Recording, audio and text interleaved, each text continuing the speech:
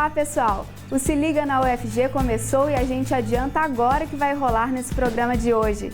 Você vai conhecer o herbário da UFG na cidade de Jataí.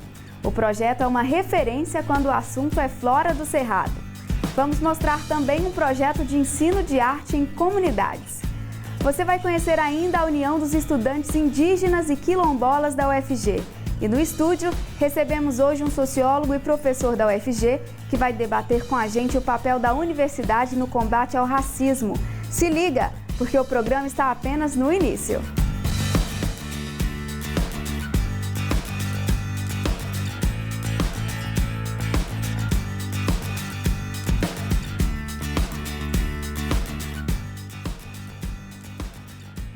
A produção artística pode ser agente de transformação social e, em muitos casos, a arte consegue mudar a realidade para melhor. Quer um exemplo? Então se liga nessa reportagem.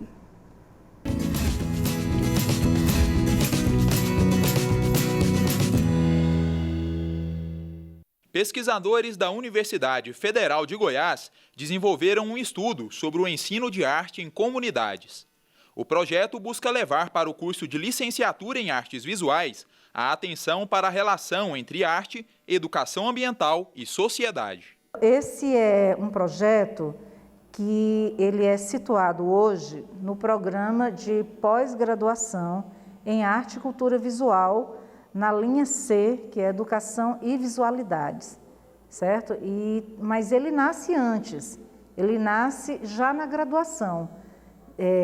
Dialogando com a licenciatura em artes visuais, portanto, com formação de professores. Nós temos processos etnográficos de imersão nos contextos com os quais nós dialogamos, a pesquisa narrativa, a questão do registro por imagens, mas tem uma coisa que eu considero fundamental, que é tempo, que eu gostaria de adicionar a essa pergunta sobre metodologia. E esse é o tempo da imersão. Então, é o tempo da conversa, é o tempo de parar, é o tempo de escutar, é o tempo de perceber, é o tempo de fazer reflexões. A iniciativa estimula o interesse pelos saberes tradicionais da cultura goiana. Saberes que são geralmente encontrados em comunidades rurais, nas quais a realidade industrial não se instalou por completo. Diante dos desafios ambientais que a gente vive hoje, que são muito grandes, que são intensos e que fazem parte de todos nós, esses conflitos, pensar que o ensino de artes ele pode sim ajudar esses sujeitos também a pensarem, a questionarem, a terem criticidade e também sensibilidade, que alguns filósofos eles vêm trazer isso, como Guattari, como Deleuze. Então a gente está ainda puxando e está estudando um pouco isso. Como é que esse ensino de arte ele pode ajudar comunidades também dentro desse processo de educação ambiental e dentro desses conflitos ambientais atuais. O Se Liga na UFG vai para o intervalo, mas volta rapidinho. No próximo bloco, vamos debater o papel da universidade no combate ao racismo. Não perca!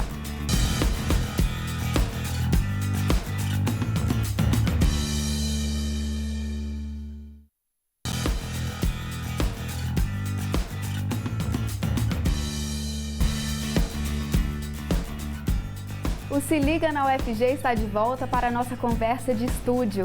Hoje vamos falar sobre o papel da universidade no combate ao racismo. Nosso convidado é o Djaci de Oliveira, sociólogo e professor da UFG. Professor, muito obrigada por aceitar o nosso convite. Eu que agradeço. É um prazer. Obrigada. Professor, para a gente começar o nosso bate-papo, como nós podemos falar sobre o racismo e definir o racismo? O racismo é um sistema de valores. Ela envolve práticas de preconceito e práticas de discriminação. Então, existem várias práticas de preconceito e discriminação.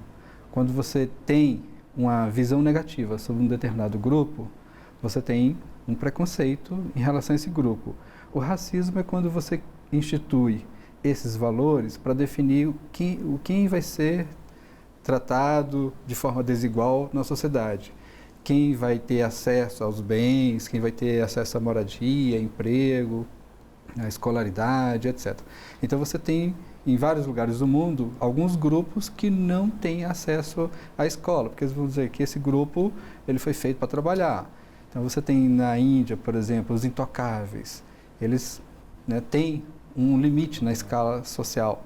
Por quê? Porque o lugar deles, que é considerado um lugar inferior, né, é dado por esse sistema de valores que existe lá, que é o sistema de castas que já se encerrou legalmente, mas que existe na prática, como no Brasil, né? Qual é o lugar que os negros estão ocupando na esfera pública, né? Qual é o lugar que os índios estão ocupando, na esfera pública? Ou seja, existem limitações e essas limitações são dadas pelos valores. As pessoas vão dizer, ele é capaz ou ele não é capaz. Então, esse sistema de valores a gente chama de racismo. É um sistema de valor que é dado pela cor da pele também, né? No caso do negro, principalmente, né, professor? Exatamente. E eu acredito que o Brasil é um país muito racista, mas isso muitas vezes é negado ou até mesmo mascarado, né, professor? Isso. Mas de que maneira é possível a gente combater o racismo levando isso em consideração? Como você falou, no Brasil existe um tipo de racismo, nos Estados Unidos existe outro, né, em cada lugar do mundo existe um tipo de racismo em relação a alguns grupos, e aos negros em específico. No caso brasileiro, a gente construiu uma ideia de que não existe racismo, ou de que nós vivemos uma democracia racial. Isso pressupõe de que está tudo resolvido. Todas as pessoas têm igual acesso ao trabalho, à escola, o que não é verdade. Você pega qualquer pesquisa sobre estrutura de classes, sobre acesso à escolaridade, à segurança, à saúde, você percebe que os negros sempre estão mais abaixo. Por que existe isso? Porque existe uma estrutura de uma sociedade racializada, ou seja, uma sociedade em que ela define onde vai ficar o branco, onde vai ficar o negro, né? E então, isso demonstra claramente que existe um racismo muito forte no Brasil. Agora, o que a gente precisa fazer? A gente precisa convencer as pessoas de que existe o racismo. No momento em que ela se convence e que ela percebe, porque ela tem dados na mão mostrando, aí ela fala, bom, então realmente a gente vai ter que fazer alguma coisa. Esse alguma coisa significa desenvolver políticas de ações afirmativas, por exemplo, para que a gente possa igualar as várias camadas sociais, os negros e os brancos. Os brancos têm acesso à escola, os negros vão ter também. Justamente pensando nessas ações, professor, como as universidades podem ajudar? Como que elas podem ajudar a combater o racismo? Acho que o principal papel da universidade é debater o assunto. No momento em que ela debate, ela permite que as pessoas compreendam. Muita gente acreditava que não existia racismo. E depois que o debate começou a ocorrer e que as pessoas começaram a ver que realmente, né, era evidente de que existia um racismo, mas que até então ela não imaginava que existia, ela começa a aceitar a necessidade de fazer uma política específica. Foi o que aconteceu. Muitos professores achavam que não precisava de cotas, isso não é desnecessário, vamos melhorar a escola pública. Olha, a escola pública todo mundo é a favor de melhorar, só que a escola pública, a gente fala em melhorá-la pelo menos há mais de 100 anos. A gente vai esperar mais 100 anos para que os negros possam ter acesso, por exemplo, ao ensino superior? Não. A gente tem que começar a fazer agora. Então, nós já estamos fazendo, desde a 10.639, que é a lei que institui o debate sobre relações raciais na universidade e nas escolas, que isso já vem sendo mudado. Ok.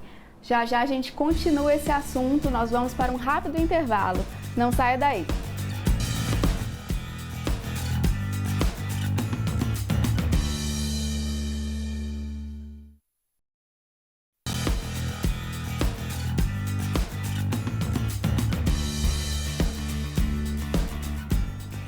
Estamos de volta para continuar a nossa conversa de estúdio com o convidado Djaci de Oliveira, sociólogo e professor da UFG. O tema de hoje é o papel da universidade no combate ao racismo. Professor, de que maneira a universidade deve estar atenta para que as suas ações de combate ao racismo não sejam uma prática apenas interna do mundo acadêmico? O principal papel da universidade nesse ponto de externalizar primeiro, ela tem que assumir um lugar público. Ela tem que, os cientistas devem falar com a esfera pública, ou seja, ir nos jornais e na comunidade. Mas, sobretudo, pensar a formação inicial. Ou seja, o professor que vai dar aula em qualquer comunidade, ele passa pela universidade. Então, se a gente instituir disciplinas dentro da universidade que vai formar o professor, ele sai daqui capaz de desenvolver esse debate lá fora também. E é um tema muito comum, né, de se falar em sala de aula, né, professor? Nesse mês, uma atriz muito famosa sofreu ataques racistas nas redes sociais, não sei se você pôde acompanhar. Sim, exato. É porque nós não resolvemos o racismo. Nós não criamos mecanismos eficientes de combater o racismo. Tanto é que muita gente ainda sofre essa discriminação nas redes sociais e isso ainda não tem surtido um efeito, né, de buscar um questionamento, de buscar uma punição para que essa prática não volte a ocorrer. Independente da questão financeira, são negros sofrendo, né, ataques racistas a todo momento, eu acredito que a todos os dias. Exatamente. O racismo, esse é um exemplo muito claro para a gente perceber que existe o racismo. Porque muita gente fala, mas se a pessoa for rica ela famosa, não vai ser discriminada. Não é verdade. E a gente tem inúmeros exemplos, né, de atores, de cantores, de esportistas, e que todos eles demonstram que foram parados pela polícia, tratados como ladrão porque estava dirigindo um carro bonito, e aquele carro bonito dirigido por um negro, com certeza era roubado. E aí eles percebiam que não, aquela pessoa tinha plenas condições. Mas é isso, a gente continua tendo uma sociedade que acha que o negro não é rico. E o negro rico é suspeito. Professor, recentemente um professor de uma universidade do Espírito Santo foi demitido em razão de declarações racistas feitas em sala de aula. De que maneira, né, esse caso tem sido recebido por quem discute e combate o racismo dentro das universidades? Eu ouvi falar desse caso e vários colegas comentaram. É um exemplo importante, porque até então muitos casos eram silenciados. E quando um caso é silenciado, prevalece a lógica que normalmente tem prevalecido em toda a sociedade, de negar, de dizer que não houve, que era injúria e que a pessoa não precisa ser punida, só que isso perpetua o problema. Nós temos que realmente dar alguns exemplos e demonstrar que nós não toleramos, nós não queremos e nós não aceitamos práticas racistas, nem na universidade, nem em qualquer outro lugar. Que o docente ele deve dar um bom exemplo em sala de aula, né? Realmente foi um caso bastante marcante no Brasil, né? Sim, é um caso bem marcante, mas foi emblemático, né, o resultado. Isso demonstra que a universidade hoje não está tolerando mais esse tipo de prática. E esperamos que outros casos, se acontecer, né, tenham um desfecho semelhante. Eu espero que não aconteça. Eu também espero que não aconteça. Bom, professor, mais uma vez eu quero agradecer a sua participação no programa de hoje. Tá, muito obrigado e fico à disposição. Nós também estamos à disposição. Bom, Se Liga na UFG vai para mais um intervalo.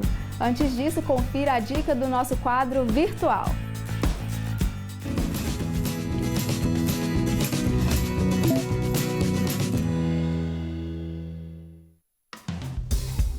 As inscrições para o programa de mobilidade interna da UFG vão até o dia 25 de novembro.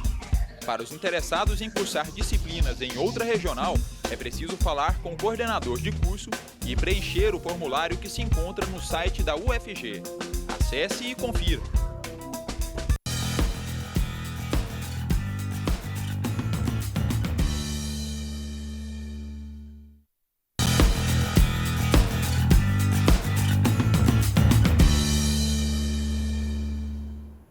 A UFG de Jataí conta com um herbário que é referência quando o assunto é flora do cerrado. São mais de 15 anos de atividades e uma relevância muito grande para o ensino, pesquisa e extensão. Que tal conhecer um pouquinho desse projeto?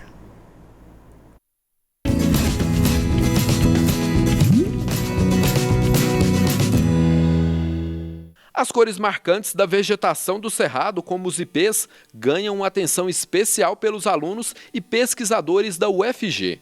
O herbário da cidade de Jataí foi criado em 1999 com a função de coleta e conservação da flora do sudoeste goiano. Além das atividades de coleta e conservação da flora do sudoeste goiano, aqui no herbário jataiense também estão desenvolvendo atividade técnico-científica com o desenvolvimento de monografias, dissertações dos alunos da engenharia florestal, das ciências biológicas, da agronomia e às vezes o apoio também a outros cursos.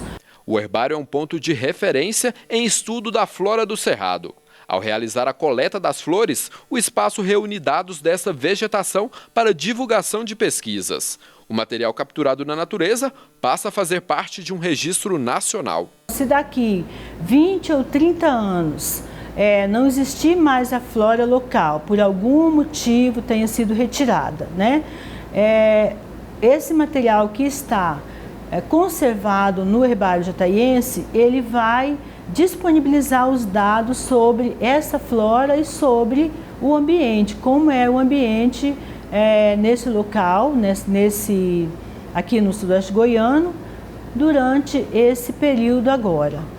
Então, a importância do herbário jataiense é guardar informações e disponibilizar essas informações sobre a biodiversidade local. A Universidade Federal de Goiás é defensora da igualdade de direitos e luta constante para garantir a democratização das oportunidades.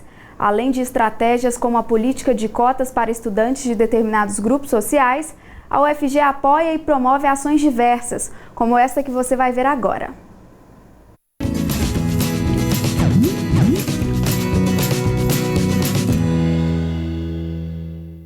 Criado em 2014 por alunos da Universidade Federal de Goiás, a UNEIC, União dos Estudantes Indígenas e Quilombolas, faz parte do programa UFG Inclui. Os jovens recebem o apoio necessário no acesso e permanência na universidade. Eu mesmo ainda não passei, né, questão de racismo, porque eu tive a sorte de entrar na minha sala, ter uma turma mais acolhedora, mas já temos exemplos no grupo, por exemplo, de pessoas que foram chamadas de burra, porque vinham de comunidades, mulheres que a competência delas foram julgadas pelo gênero e pela negritude, por vir de comunidade. E a sorte nossa, sorte aqui da UFG, da gente estar na UFG, é que a gente tem esse grupo que nos acolheu e a gente pode se apoiar um ao outro. O trabalho do grupo garante melhorias para a comunidade quilombola e indígena da UFG. Os integrantes já realizaram propostas e ações, como a criação de material publicitário voltado para as questões raciais. Com essa aglomeração que nós tivemos, essa união que nós tivemos, que conquistamos, que fizemos aqui dentro, nós conquistamos isso também, sabe? Uma melhor facilidade para que poderíamos conseguir vagas para indígenas e quilombolas que vinham de fora, para que não ficasse na rua ou tivesse que alugar alguma coisa sem condições, porque é complicado você chegar dentro da universidade, você vir de fora para estudar e não ter onde ficar, é muito difícil. Também questão das bolsas, apesar que já tinha os projetos de bolsas, mas assim, eram poucos que sabiam da existência da Bolsa Permanência, então isso aí também a gente já começou a divulgar, a correr atrás, um apoiar o outro, e aí foi fluindo as coisas. O Se Liga na UFG de hoje fica por aqui. Anote o e-mail que está aí na sua tela e entre em contato com a gente. Mande seu recado, opinião, sugestões e o que você quiser. Aproveite ainda para curtir a página da TV UFG no Facebook e ficar por dentro de tudo que rola em nossa programação. E você pode também assinar o canal da TV UFG no YouTube e ter acesso a toda a nossa programação gratuitamente. E a gente se vê na semana que vem. Até lá! Tchau, tchau!